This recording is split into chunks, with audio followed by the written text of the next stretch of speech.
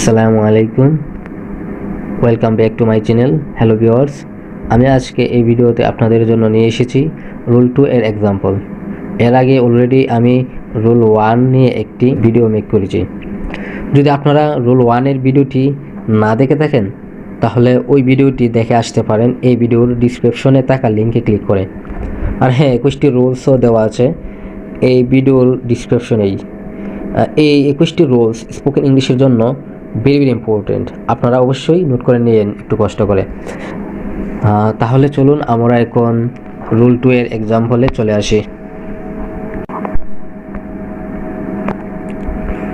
Rule 2, Bangla বাক্যের শেষে ছিল, ছিলেন, ছিলাম অথবা লে, লো, লাম থাকলে ইংলিশে স্ট্রাকচারটি হবে subject plus B2 dot dot, অর্থাৎ object plus extension, shortcut rule দিয়ে দিলাম।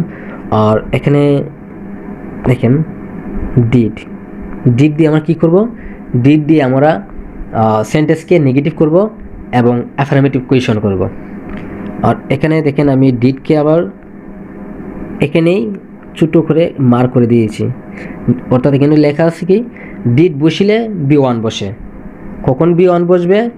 যখন অ্যাফার্মেটিভ সেন্টেন্সটিকে আমরা নেগেটিভ করব অথবা একটি সেন্টেন্সকে অ্যাফার্মেটিভ কোয়েশন করব, তখন বারটি B1 হয়ে যাবে, অর্থাৎ B2 আর B2 থাকবে না বারটি।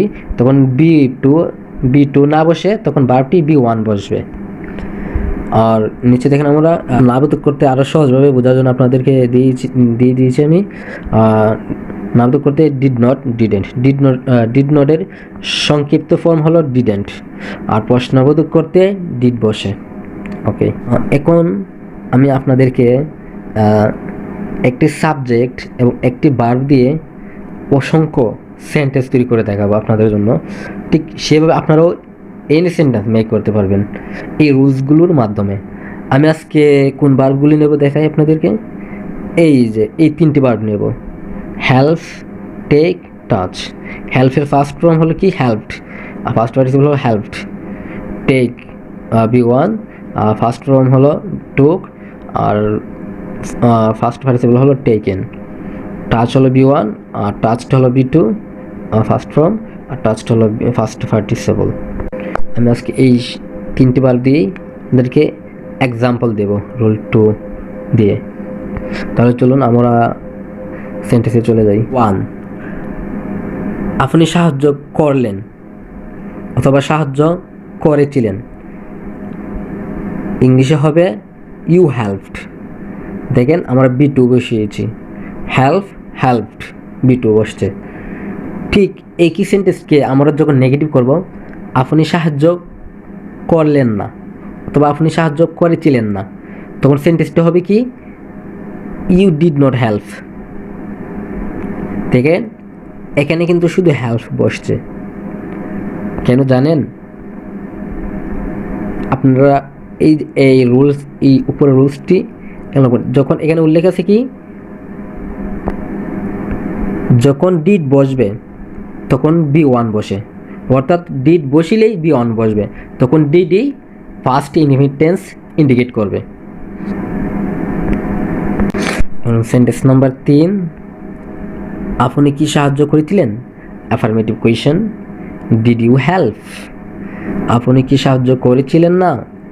নেগেটিভ কোয়েশন কিন্তু 4 নম্বরটা। আপনি কি সাহায্য করেছিলেন না? ডিডেন্ট ইউ হেল্প অথবা didn't you help. Did not you help অথবা ডিডেন্ট ইউ হেল্প। ডিড নটের সংক্ষিপ্ত ফর্ম হলো ডিডেন্ট। আপনাদেরকে আবার বলি সেন্টেন্সটি। আপনি সাহায্য করলেন অথবা সাহায্য করেছিলেন, ইউ হেল্পড। আপনি সাহায্য করলেন না, ইউ ডিড নট হেল্প। আপনি কি সাহায্য করেছিলেন? Did you help. আপনি কি সাহায্য করেছিলেন না? ডিড নট ইউ হেল্প অথবা ডিডেন্ট ইউ হেল্প।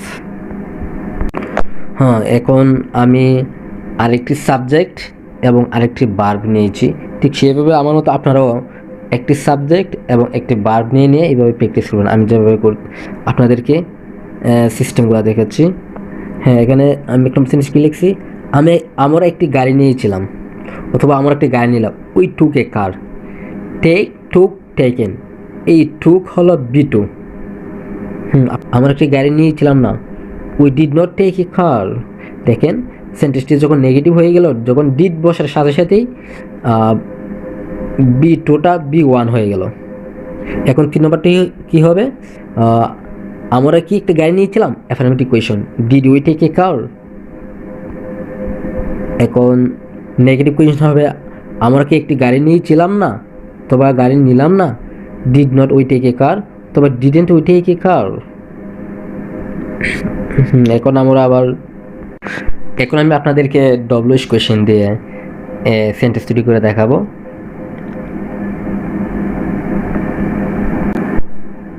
লক্ষ্য করেন, আমরা কি একটি গাড়ি নিয়েছিলাম? What did we take a car. Negative হবে আমরা কি একটি গাড়ি নিয়েছিলাম না? What didn't we take a car. 7 নম্বর হলো আমরা কখন গাড়ি নিয়েছিলাম? When did we take a car. আমরা কখন একটি গাড়ি নিয়েছিলাম না? When didn't we take a car. 9 নম্বর হবে আমরা কোথায় গাড়ি নিয়েছিলাম? Why did we take a car. আমরা কোথায় গাড়ি নিয়েছিলাম না? Why didn't we take a car. আমরা কোন গাড়িটি নিয়েছিলাম? Which plus noun. I think আপনাদেরকে আমি বলেছিলাম এর আগের ভিডিওতে, হুইচের সঙ্গে নাউন বসবে।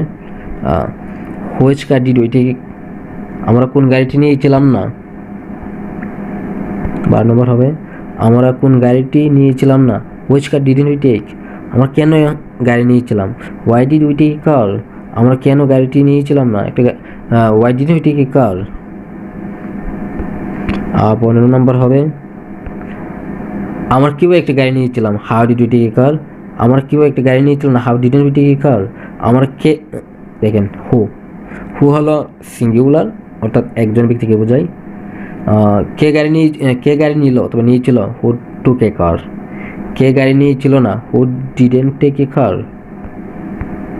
19 নম্বর লক্ষ্য করেন, এই 19 নম্বর কিন্তু আবার হুই, অর্থাৎ কারা, অর্থাৎ এখানে হু হলো প্লুরাল, কারা মানে অনেক, একাধিক। কারা গাড়ি নিয়েছিল? হু টুক এ কার। কারা গাড়ি নিয়েছিল না? হু ডিডেন্ট টেক এ কার।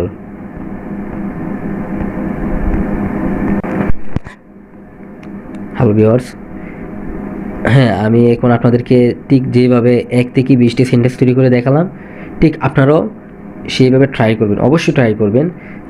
একটি সাবজেক্ট এবং একটি ভার্ব নিয়ে এইভাবে প্র্যাকটিস করবেন। আমি আপনাদেরকে আরও 2টি এক্সাম্পল দেখাতে চাচ্ছি। এখন ভিডিওটি লম্বা হয়ে যাবে অনেক, সেজন্য শর্টকাটে সরে ফেলবো। ঠিক আপনারাও এইভাবে বানাবেন। লক্ষ্য করেন, এখানে 1 নম্বর সেন্টেন্স দিয়েছি আমি স্পর্শ করেছিলাম, অর্থাৎ ফার্স্ট ইনডিফিনিট। রুল নাম্বার 2 হলো ফার্স্ট ইনডিফিনিট টেন্স। অতীতে কোনো কিছু করছিলাম, খাইছিলাম, ঘুমাইছিলাম, ঘুরছিলাম, বাজারে গিয়েছিলাম, এই কিনছিলাম, সেই কিনছিলাম, অর্থাৎ বাংলা বাক্যের শেষে ছিলাম অথবা লে লাম থাকলেই ওই সেন্টেন্সটি ফার্স্ট ইনডিফিনিট টেন্স ধরা হবে, অর্থাৎ রুল নাম্বার 2 ধরা হবে। ওকে, আমার এক্সাম্পলে চলে আসি। আমি স্পর্শ করেছিলাম, দেখেন এটা ফার্স্ট টেন্স। আই টাচড, আমি স্পর্শ করেছিলাম না, আই ডিড নট টাচ। আমি কি স্পর্শ করেছিলাম? Did I touch. আমি কি স্পর্শ করেছিলাম? Didn't I touch. আমি কি স্পর্শ করেছিলাম? What did I touch. আমি কি স্পর্শ করেছিলাম না? What didn't I touch. আমি আপনাদেরকে আর এই বারটিতে আর এক্সাম্পল দেব না, আপনারা ঠিক এইভাবে 20টি সেন্টেন্স তৈরি করে নেবেন। আমি এখন আজকে আপনাদেরকে যে এক্সাম্পলগুলো দেখালাম ঠিক সেইভাবে প্র্যাকটিস করে নেবেন। ঠিক এইভাবে আমি যেভাবে আপনাদেরকে 1 থেকে 20টি সেন্টেন্স তৈরি করে দেখিয়েছি ডব্লিউএস কোয়েশনের মাধ্যমে, ঠিক সেইভাবে আপনারা একটি সাবজেক্ট এবং একটি ভার্ব নিয়ে এভাবে প্র্যাকটিস করবেন, খাতায় লেখে প্র্যাকটিস করবেন রুলসগুলোর মাধ্যমে। তাহলে আপনাদের স্পোকেন এবং রাইটিংয়ের কোনো সমস্যা হবে না। আপনারা একদিন না একদিন অবশ্যই ইনশাল্লাহ ইংলিশে কথা বলতে পারবেন। আর আপনাকে অবশ্যই ধৈর্যশীল হতে হবে ইংলিশ প্র্যাকটিস করার জন্য। আপনি যখন ইংলিশে প্র্যাকটিস করবেন আপনাকে অনেক আনইজি ফিল হবে, কষ্ট লাগে অনেক। 1 ঘন্টা অথবা 1.5 ঘন্টা প্র্যাকটিস করার ফলে আপনার প্রতিদিনই মনে হয় আপনার আনইজি লাগে। আপনাকে প্রতিদিন 2 থেকে 3 ঘন্টা ইংলিশে প্র্যাকটিস করতে হবে। আপনি প্রথমে ছোটো সেন্টেন্স তৈরি করবেন একটি সাবজেক্ট এবং একটি ভার্ব দিয়ে। পরে আপনি যখন এই রুলসগুলো আয়ত্ত করে ফেলবেন ঠিক তারপর আপনি সেন্টেন্সটি আস্তে আস্তে বড় করবেন, এক্সপ্রেশন দিয়ে, নাউন দিয়ে বড় করবেন। যাই হোক, আজকে এই ভিডিওটা এই পর্যন্তই ছিল। যদি আপনাদের এই ভিডিওটি ভালো লেগে থাকে অবশ্যই লাইক, শেয়ার, কমেন্ট এবং সাবস্ক্রাইব করবেন।